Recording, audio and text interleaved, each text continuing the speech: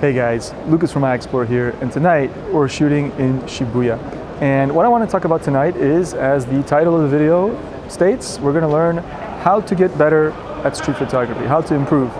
So these aren't going to be tips for how to do street photography, they're going to be tips for how to learn street photography. So it's like one extra level of abstraction. Okay, so I'm going to talk about a couple of things that I've figured out over the years that work for me, and I'm going to, hopefully they'll work for you as well. All right, so let's just jump right to it. iExplore. All right, so the first thing that I kind of figured out over the years and that works for me is this idea of learning from the masters. So what I recommend is to pick out some great street photographer that you like and emulate that photographer's style. Now, of course, that's such an obvious tip, and you know, I'm not teaching you anything you probably don't already know, but more specifically than that, I want to talk about how to emulate that photographer's style. So one of my favorite photographers, probably my number one photographer and street photographer, is Saul Leiter. I've mentioned his name many times on the channel. And so when I try to learn from somebody like Saul Leiter, and he's not the only one, by the way, I'm also a big fan of Alex Webb, Siegfried Hansen, William Eggleston, there's lots. But for tonight, I want to focus on one of them, which is Saul's work. And the way I approach this is not just like, okay, I want to shoot like him and keep it vague. I try to look through his photos. So, I bought the book, I looked through it, I appreciate the work. And I try to distill down the kind of essence of his work. Like, what are some key criteria that his work always or often has? And for me, for Saul Leiter, and this is just my opinion, it could be different for you. If you like his work and you see something different, that's fine. For me, it comes down to a couple of things. One, he generally uses a bit longer focal lengths, but that's not the most important thing. He definitely likes shooting through things and having a lot of layers in his photos that are compressed. So different, by the way, to contrast with like Alex Webb, who has a lot of layers in his photos, but they're not so compressed. He tends to shoot a little wider. So Saul Leiter stands back, shoots long, and has a lot of layers. By layers, in this case, I specifically mean front bokeh that's in front of the subject, more so than behind. So there'll be something in the foreground, like a window, some glass, or whatever. And lastly, by doing what I just described, he ends up with a very abstract sort of look to the photo. So there's a lot of like splashes of color around the frame and things that obscure the actual subject in a certain way. Not always, but that's often the case in a lot of my favorite photos of his. Okay, he also, I would say, he doesn't show the subject very directly in many cases. Like, he's not like a Bruce Gilden or Tatsuo Suzuki, where he gets right in there and you see people's, faces, right there in the frame. It's much more abstract and indirect. Often a silhouette or just a hint of a person are visible in his photos. He also likes to shoot in bad weather, which is something, not crucial, but to me that's important. And of course he shoots reasonably enough in the evenings and kind of in difficult lighting conditions. Again, not the main thing. So what do? I analyze somebody's work like that, okay, in this case Saul Leiter, and I try to pick out the things that I like, and then I try to apply those to my work. In this case, for me, the things that I found really useful were this concept of shooting with a bit longer focal lengths, which I often like to shoot on a 40mm, so that's already kind of there. That's not that long, right? So sometimes I use a 24-70 and shoot even longer, like on a 70mm. And the second thing being shooting through things and getting all these kind of compressed layers and blurry areas of abstraction. That's kind of the key takeaways for me. Okay, so I take those things and I try to apply them to my work. Of course, it takes a ton of practice. It's not like I'm going to go out and start doing Saul Leiter photos overnight, but I keep that in the back of my mind. Okay, so that's kind of, I guess, tip number one on how to get better at street photography, how to actually learn. All right, so here there's this kitchen that I've shot countless times, but because the window is kind of grimy and there's a lot of stuff in the foreground, I have some potential here to do some of that Saul Leiter stuff that I was talking about, to kind of get some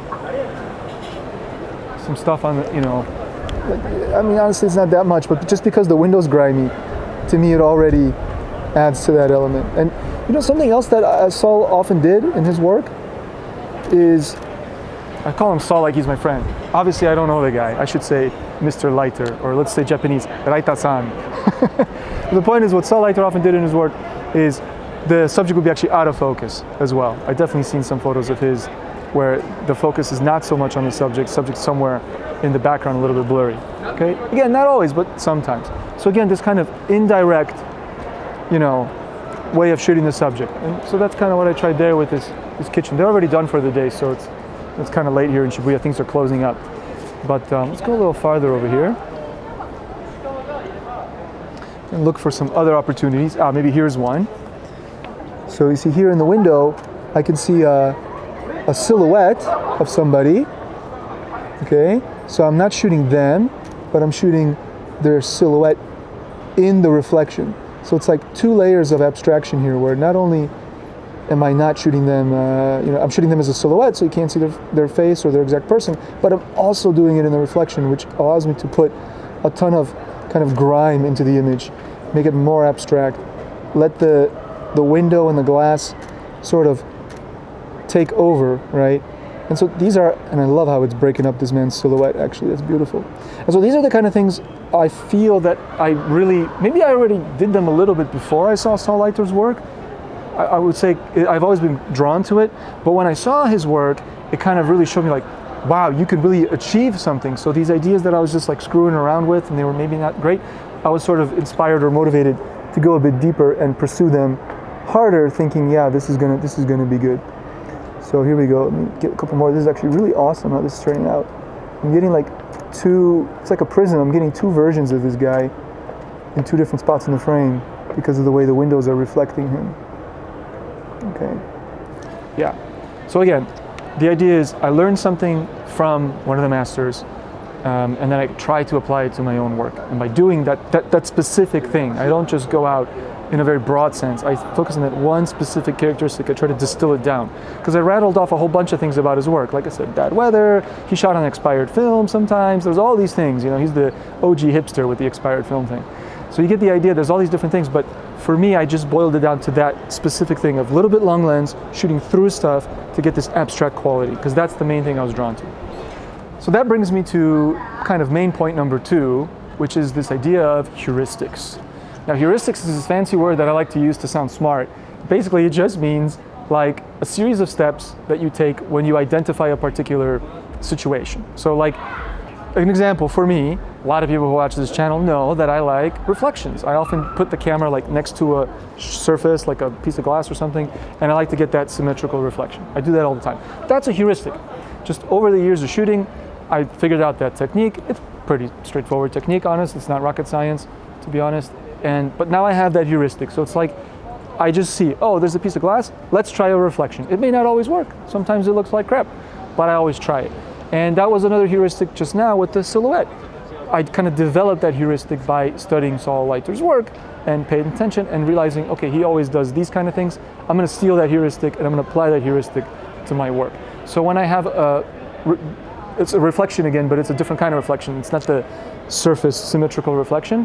It's the reflection where I shoot at the glass and I can see something behind there, like, out of the frame, but in the glass. Then I just try that. So when I get these opportunities, I try, and sometimes it turns out really good. The silhouettes are another heuristic. If I can backlight somebody, and I mean, again, that's not rocket science. Everybody uses silhouettes in photography. That's such a common thing, but that is a heuristic. So, speaking to the beginners here, right? If you want to get better, try to develop these heuristics. So you have certain situations like, okay, there's backlighting, I'll try a silhouette. Okay, it's raining, maybe I'll get reflections on the ground, right? In a place with a high contrast, like a sunny day with big bright shadows or deep shadows, I'm gonna underexpose. We've done a video about contrast, right? That video, Omotesando, check the card, wherever it is. That's a heuristic. When I'm presented with that kind of high contrast but splotchy light, I know what to do. I know I'm gonna underexpose by 2 stops from the whatever the camera meters. You can call that underexposed or not. That's a different point. Watch that video for the details. But again, it's a heuristic.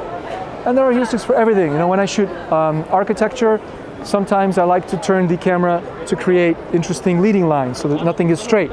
Again, for me, that's a heuristic. It's like if I see a lot of dynamic lines, I try to put those lines into the corners. Again, heuristics. So probably as I explained on this, I was showing some of these photos to illustrate my point, because we just kind of walked in a circle on the block and I didn't really shoot anything. So you get the idea. build your heuristics, and then when you are presented with cool situations, you'll more readily know what to do. You'll be better prepared. And as you shoot more and more, you build up this big repertoire. I like to, during our workshops, I often tell people, it's like a toolbox. You have a box of tools, and for certain situations, sometimes you need a screwdriver, sometimes you need a hammer. That's a heuristic, okay? So build those up, and you'll get better at street photography.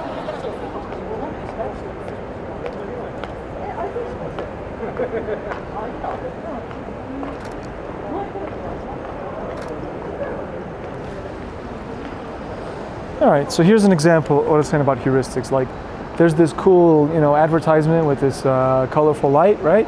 And obviously this can work as a nice silhouette, right? It's a very simple heuristic, but it is an example of what I'm talking about. So I just know when I see this, okay, what am I gonna try? I'm gonna try silhouette, first thing I'm gonna try. Then I might try something else. We'll try a more of a sol light to rest thing in just a second. I have an idea, like I was explaining earlier, but let's just do a couple more silhouettes here, okay? Maybe 35 mil, around there. Okay. To be honest, I'll probably put up the photo I shot here a couple of weeks ago in the rain. It was a lot cooler than it is right now because there was more color reflecting everywhere. But again, you get the idea. Okay, so tip number 3 is this idea that it's actually very simple, very straightforward. And I've talked about this in other videos, including our recent video about inspiration. I've talked about it on Rico's channel for one of their videos that we did. And that is basically look to other forms of art besides just photography to get ideas. This is, I think, is crucial, and what I find a lot of people miss. There's this focus on, what's on Instagram, what is, following photographers too closely. Even great photographers like Sol Leiter or whatever, you got to go beyond that. Go into, movies, animation, video games, other forms of visual art. Things like, modern art, abstract art, the classics, whatever. And even beyond visual things, such as literature and music, as I've talked about. So I've talked about this before, for sure. Basically, you want other kinds of art forms to inform your creative decisions. You need all this fuel, right? It's not about inspiration. It's not like, I see this work, so it inspires me to take similar work. It's just about having all that fuel in your brain to just sort of, jog something loose. The more fuel you have, the better. But the fuel needs to be diverse. That's very important. If it's always the same old thing, same kind of repetitive stuff on Instagram, it's not very helpful, okay? So diversify your inspiration. All right, so for a change, I'm walking backwards while Axel's walking forwards because it's really hard on him to hold the camera that way. So whatever, I'm good. So tip number 4, most important, well, not most important thing, actually the most basic thing, but is important. And that is you have to practice. You have to just do it a lot and a lot and a lot. So you take all those things I already talked about and you apply them every day, multiple times a week, 8 hours a day, 4 hours a day. All the great photographers I've ever talked to them it's like a job. And for me as well, like these days I'm a little bit busy because I'm making like videos and stuff. I'm actually shooting not as much as I'd like, but the times where I learned all these things, all the times where I've made leaps and big improvements in my work are times where I was shooting constantly, multiple times a week, 5, 6, 7 days a week, even if just a little bit, even if it's just like on the way to something and I take my camera out of my pocket, like the Ricoh GR, or even, I will say, even if I don't have a camera, I might stop and admire a scene knowing that, okay, I could take a photo here. I don't have my camera, that sucks, but I know I could take a photo here. I could apply these and these heuristics. So you're always training your photographic eye. That's the key thing. Photography 24/7 in terms of your perception and mindfulness, right?